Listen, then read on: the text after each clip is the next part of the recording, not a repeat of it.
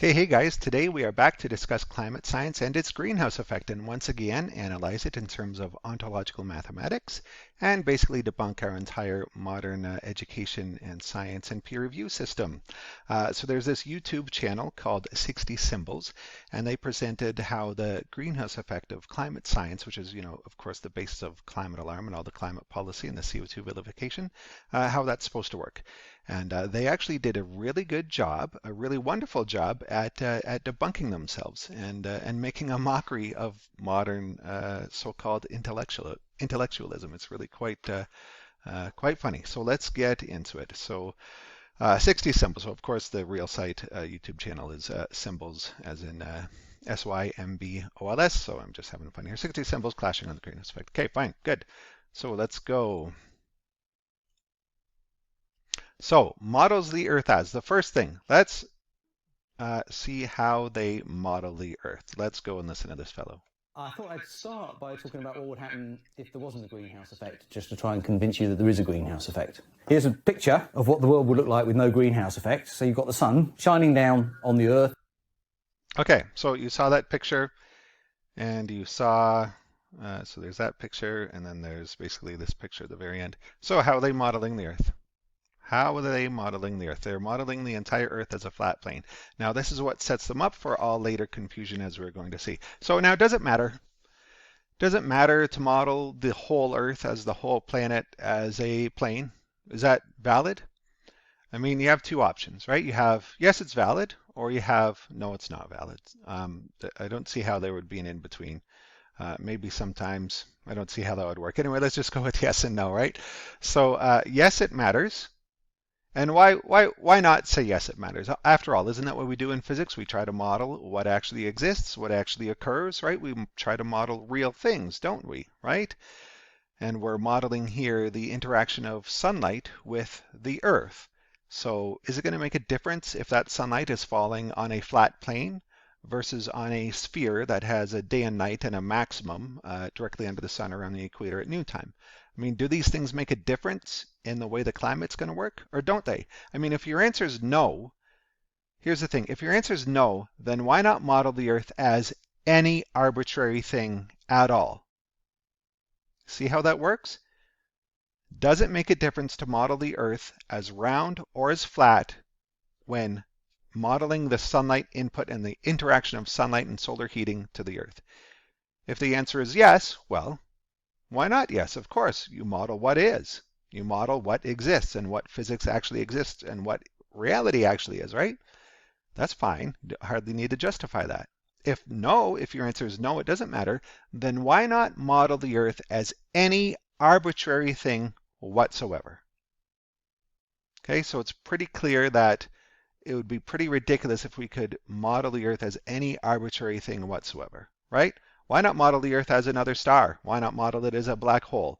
Why not model it as a very long rectangular cubic shape or a cylinder? Why not model it as anything that you want, as a toy dumpster truck, or I don't know, anything, right? Any stupid thing that you can come up with, right? So maybe it does matter, right? And why wouldn't it matter? Okay, so we will see that it actually does matter. Let's go on. So the first thing is, or the next thing is that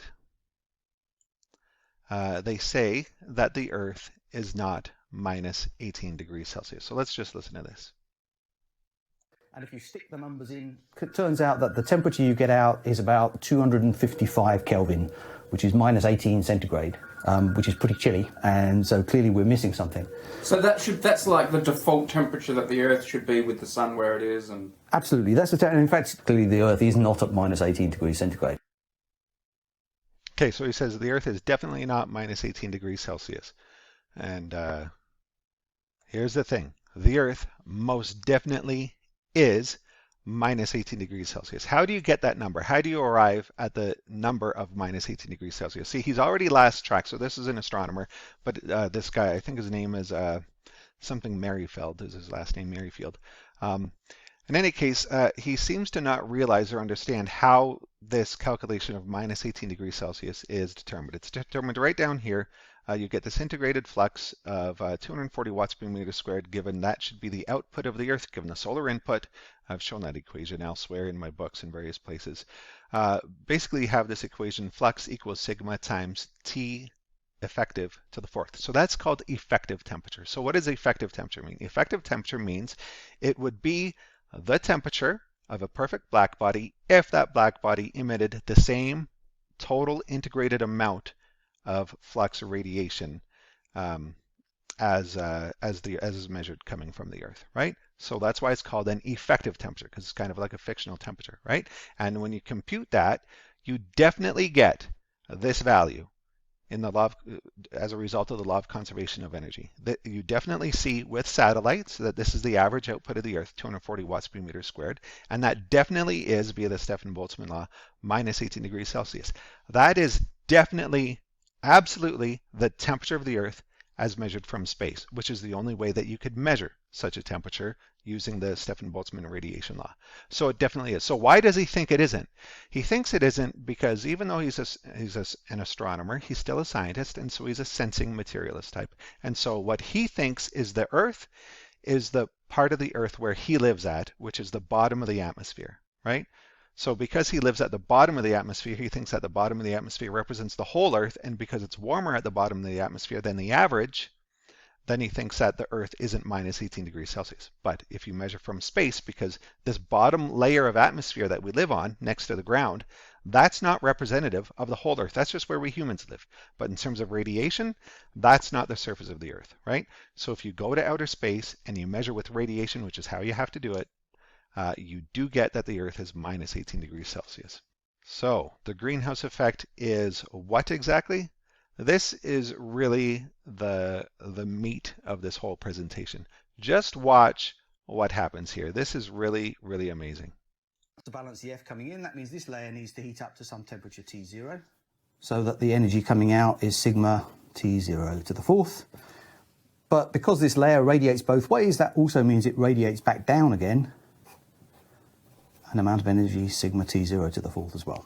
But you can see that by this mechanism, you can easily make the surface of the Earth heat up much more. We haven't broken any laws of physics to do this. Various people kind of think that this breaks the second law of thermodynamics or one of those other things. It really doesn't. Naively, you kind of might. Okay, so let's go back here. Down Look again. what he did. So he did some derivation, made a diagram.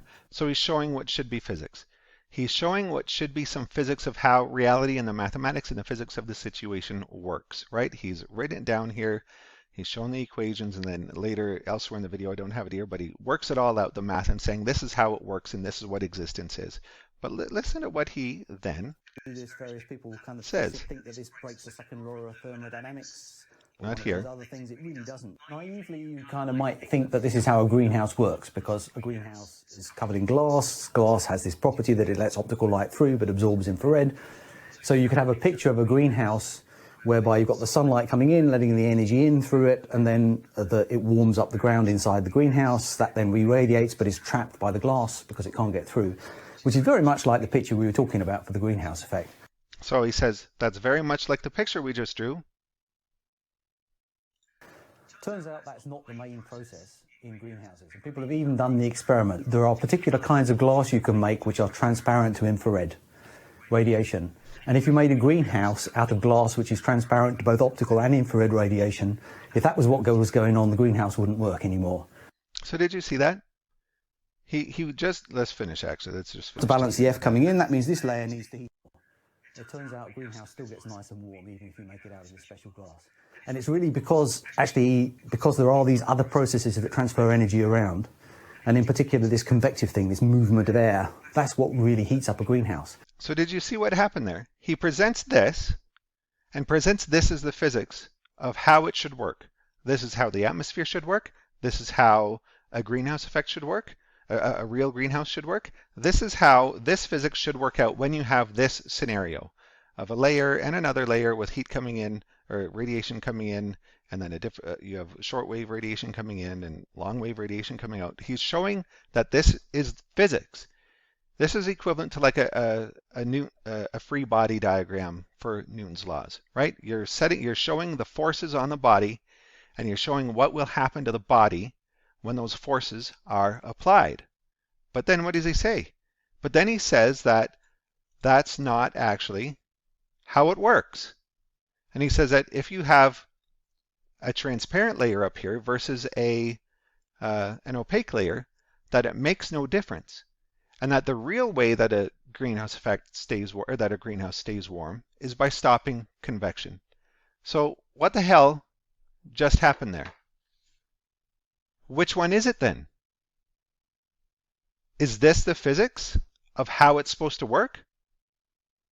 But then he says it's not, and that this doesn't actually function, because if you test it, if you empirically test it with an opaque layer versus a transparent layer, it has no effect. How can it have no effect if this is the physics of how it occurs? The only answer is that it has no effect because this is not the physics of how it occurs. And then he tells you how it actually occurs by stopping convection. Do you see what just happened there? He just debunked himself. He did this derivation showing us the supposed physics for how it's supposed to work, saying that it doesn't violate the laws of thermodynamics and all this stuff, and that this is true. And then he turns around and says, actually, experimental tests show that it doesn't work like this, that it makes no difference, and that the true mechanism is stoppage of convection. Amazing. Is that not amazing? So he disproves the radiative greenhouse effect mechanism, which he spent the beginning part of the video deriving for us. A real greenhouse should work that way, but if it doesn't, then what? I mean, you just debunked yourself. Isn't that amazing, right? I'm going to come back to this at the end because it's really, really just such an amazing phenomenon. Okay, so then he gets into the lapse rate. Let's hear this. But you can see that by this mechanism, you can easily make the surface of the Earth heat up much more. And what happens when a parcel of air moves? Okay, so there he was just saying that the this radiative mechanism, the surface of the Earth, which he doesn't realize he debunked, is the reason why the lower part near the ground is hot and the middle part is cool. He's saying that that's from radiation. He's saying radiation and the greenhouse effect does that. But then watch what he says now. Heat up much more. And what happens when a parcel of air moves is that, so you've got a parcel of warmish air at ground level. As it rises, the pressure of the air around it decreases, so it expands. And when you take a gas and expand it, it actually cools. A thing called adiabatic expansion. It's just basically as you expand it, it cools down. Similarly, if you've got a sinking parcel of air, as it sinks down, the pressure around it increases and it gets compressed. And if ever you've stuck your thumb over the end of a bicycle pump and pushed the pump in, you know that when you compress the gas in there, it actually heats up. You can feel your thumb getting warm. Same here, the heat as it sinks will naturally heat up. That creates a kind of a temperature gradient. So as well as transporting energy around, that you're lifting energy up and bringing hot air rising, cooler air sinking. But actually that in itself will create a temperature gradient in the atmosphere, that as things lower, they tend to increase in temperature. As they go up and expand, they cool. That creates a thing called the adiabatic lapse rate, which just basically means that as you go up through the atmosphere, the temperature cools down. Just naturally, nothing to do with radiation processes, just to do with the kind of the gas physics that's going on. So did you see what he just said there? So we start off at the beginning part of the video talking about how this radiation effect, this thing they call the greenhouse effect, the radiative greenhouse effect, should be what causes the lower levels to be hot and the mid levels to be cooler. But then he debunked himself, not realizing it later in the video, in the previous slide. So then going on from this slide, at the end he says, processes just to do with the kind of the gas physics that's going on.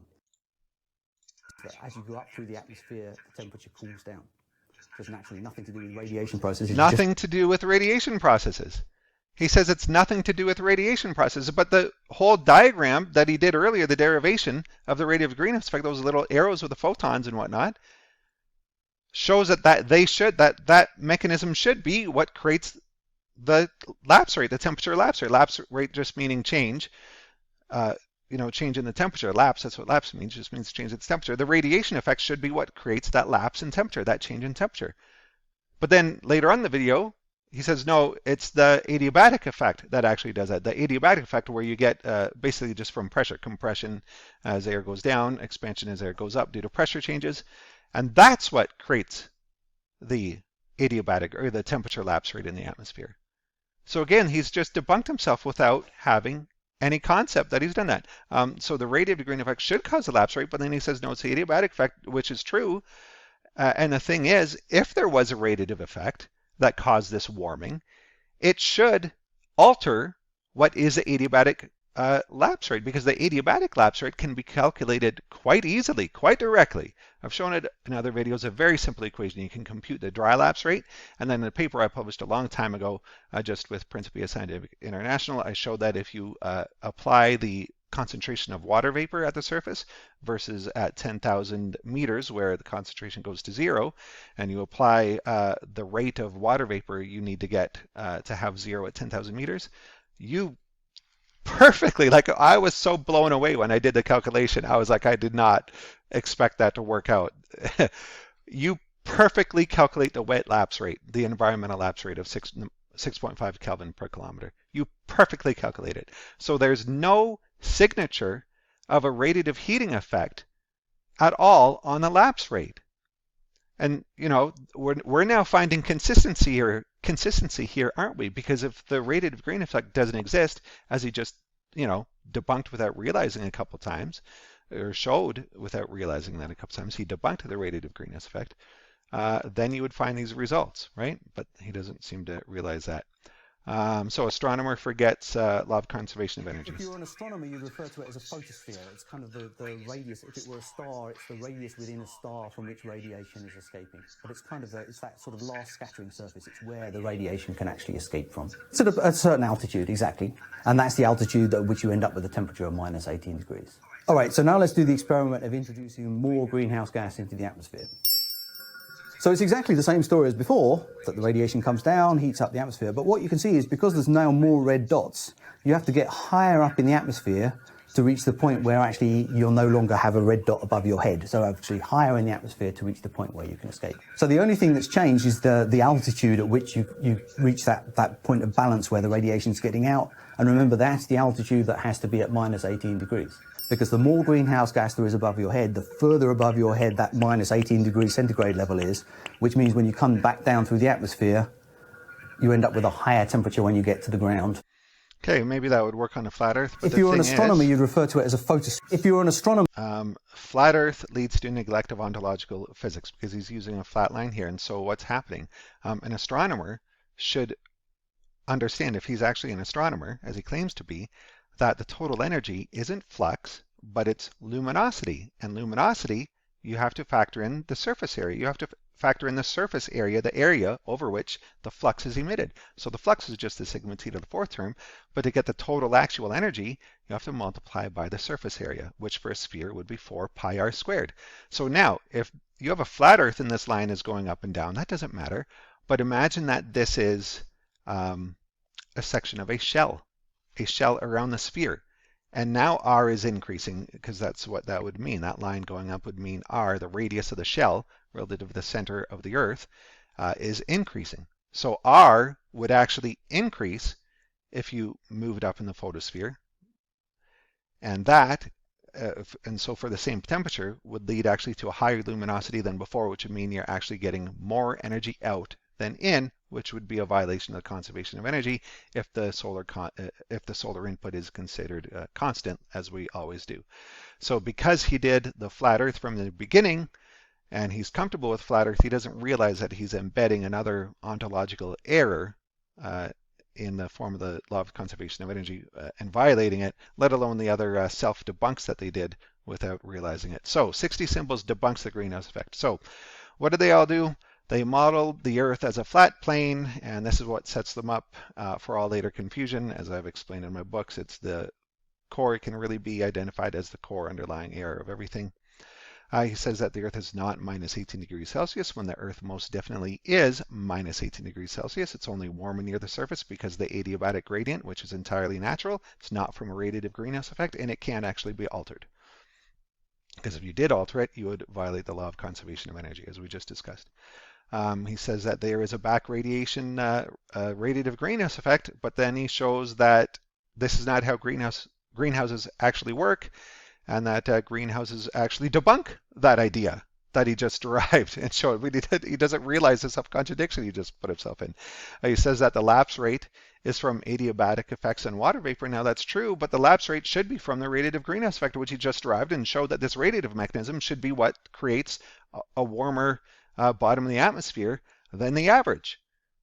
But then he says, no, it's not actually what does it, it's the adiabatic effect. And then there's no actual sign, if there was a radiative greenhouse effect, it should modify the adiabatic lapse rate from its nominal value, and you have to add in an extra radiative term, but you don't have to do that. There is no extra radiative term you need to add. You can just directly calculate the adiabatic lapse rate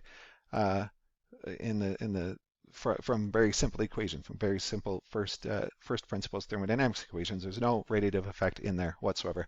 And then, of course, he ends with violating conservation of energy due to flat Earth, because he's using a flat Earth and completely forgetting that, and he's an astronomer. He's talking about photospheres. That's a term from stellar astronomy, from studying stars. He seems to forget that such stars are not flat. I mean, does he think that stars are flat? I wonder if he does flat star modeling instead of, you can actually do that. So forget about that. But yeah, so just really incredible. So here is just sort of a comparison. What would happen if you did do a round Earth instead of a flat Earth? Does it make a difference? Why wouldn't it make a difference? So here, sphere Earth versus flat Earth, which is the norm. So with the sphere Earth, you can see some really basic principles about how the climate works, such as the sun creates it in the first place, and that the climate is a transfer of solar heat. Input travels through to output. It's physically realistic, empirically realistic, mathematically realistic, consistent with thermodynamic laws, empirically observable. But guess what? I submitted this to peer review. Let's just look at the flat Earth for a sec. So in the flat Earth model that they use, the sun can't create the climate. So they're left scratching their heads. How can we have a climate if the sun can't create it? That's a consequence of their using flat Earth theory. It ends up that the climate has to create itself out of nothing, creates itself out of itself, violating, and yes, it does violate the laws of thermodynamics and the second law of thermodynamics, despite Mr. Merrifield's protests. What's happening due to flat Earth is you end up reversing the input for the output. The output of the Earth gets turned around as the input, and the output of the Earth is simply cold. It's minus 18 degrees Celsius, and so if you reverse the output for the input and think that the output of the Earth can be used in place of the solar input, then you're left scratching your head as to how do we have a climate when there's only minus 18 degrees C input. But that's not the input. The input is actually plus 121 degrees Celsius. That's actually the input from the sun. It's actually putting in 121 degrees Celsius worth of heating potential. Okay, so that's how the climate is created. Right, so in the end, yeah, it's equivalent to flat Earth theory. It's graphically, mathematically, literally equivalent to flat Earth theory. It's literally working out the physics and math for how flat Earth would have to work. Really, that's what we're doing. It's inconsistent with thermodynamic law. It's fictional, obviously, fake version of a greenhouse effect, refuted, as he admitted to, refuted by real greenhouses. Now, this is peer-reviewed climate science. These diagrams, it's peer-reviewed climate science. So I submitted a paper simply showing this model and saying, this might be a better way to teach how the climate works, because with flat Earth, you can't get led. You are not led to the. You are not immediately led to the idea that the sun creates the climate when you have this flat Earth model. I said if you just do a spherical Earth model, immediately you would be led to conclude that the sun is what creates the climate, because you have this, instead of minus 18C input, you have plus 121C input. And that's a difference. So which one is reality? Is the minus 18 degree input from the sun reality, or is plus 121C input from the sun reality? Well, that's the reality. Plus 121 degrees Celsius input from the sun is what's reality, and you get that reality when you model reality. When you model the Earth as a sphere. So isn't that nice? To that question earlier, yes or no, does it make a difference? Yes, when you model reality, you model what the sun's input actually is, and you get led to the immediate conclusion that that is hot enough to create the climate. When you don't model reality, when you're modeling a flat Earth, then the solar input is minus 18 degrees Celsius, and the sun can't create the climate, and you're left wondering why a climate exists. And then you blame carbon dioxide for creating the climate, and then you think that that's dangerous and scary, and then you want to remove carbon dioxide from the atmosphere, which you think is a good thing for the environment. And that would obviously just lead to, and then they also want to blot out the sun with solar sails and stratospheric spraying, and so that's really just going to lead to the end of life on Earth. So I discussed this at length in my Planet Wars book. I show you the peer review results and what the journal said. You would be amazed. You should read the book if you haven't yet. You will be amazed at what Many different peer-reviewed journals said to me, you won't believe what they said to me when I presented them this model, simply showing a sphere Earth with real solar input as it actually exists. They literally told me that I have no evidence that this is true. I have no evidence that it makes a difference, and that I would need to find some sort of way of proving that the Earth is round for them to take the paper seriously and to publish it. They literally said things like that. They told me that there's no evidence that the Earth is round, and they told me that there's no evidence that it would make a difference. They told me that there's no evidence that there's a difference between plus 121 degrees Celsius and minus 18 degrees Celsius. That's literally what they said. Read it. So what I wanted to come back to was something that's really striking, and it is that when I watched that greenhouse effect video, the 60 symbols video, the one phrase that was stuck in my mind was just that nobody and of course not everybody, because obviously I do have some excellent followers and you people are awesome and brilliant, but let's just say, I'll just use that term, nobody seems to understand anything. Now, I don't mean that in terms of, oh, this person doesn't understand the correct model. I don't mean that. I mean that they don't understand understanding itself. They have no comprehension of understanding what it means to understand anything. Because this fellow in this video contradicts himself perfectly. He writes this model down and then later on debunks it and says that's not how it works. And he comprehends no problem with what he's done. He's completely does not comprehend that he debunked himself several times throughout the video and debunked the greenhouse effect. They completely lack comprehension. That's what I should say. They seem to lack comprehension. So of course in my Planet Wars book, I go into this in detail and I postulate a few reasons for why they're in this state. Of course, I have my later book about debunking the simultaneity paradox. People seem to have been conditioned into this state where they simply like being in a state of cognitive dissonance, and they think that that's an intellectual state to be in. But I think it's more than that. In Planet Wars, I get into a more detail about what is the true nature of these people. How could they function looking like real people, looking like humans, but be this, but lacking such awareness, but lacking such self-awareness of when they say things. Because this isn't just new. I didn't just do this week. I've been doing this for like 12 years with this same question. And when I go to these people and I try to communicate to them about it, I get these insane results. I get them saying insane things, which should be impossible. It should be impossible for me to find an astronomer who says, no, that makes no difference. The Earth is totally flat. And it's totally fine to have flat Earth. It's totally fine to have minus 18 degrees Celsius solar input where the sun can't create the climate. It's mind-boggling. Of course, that gets into the whole NPC and AI thing, and we simply seem to be living with NPCs. They don't seem to be real people. And because they're hostile about it too. I mean, if you meet someone who is ontologically stupid, meaning truly stupid, they're innocent and they can actually be taught something. And if you show them a flat plane versus a round ball, I mean, they'll appreciate that. If you're ontologically stupid, you will appreciate the difference between a flat plane, flat piece of paper, and a round ball. I mean, you'll just get it because you're innocent, and an innocent stupidity is willing to learn. But these people are hostile about it. They're hostilely stupid. They're ignorant with hostility, and they seek to defend it. Of course, in my Planet Wars book, of course that's a result of cognitive dissonance, of the defense of cognitive dissonance.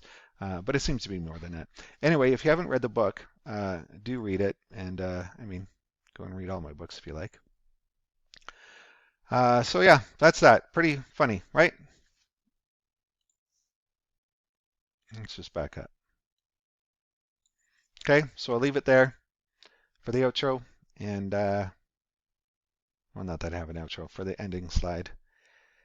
And talk to you guys later. Nice seeing you all again. Take care. Bye-bye.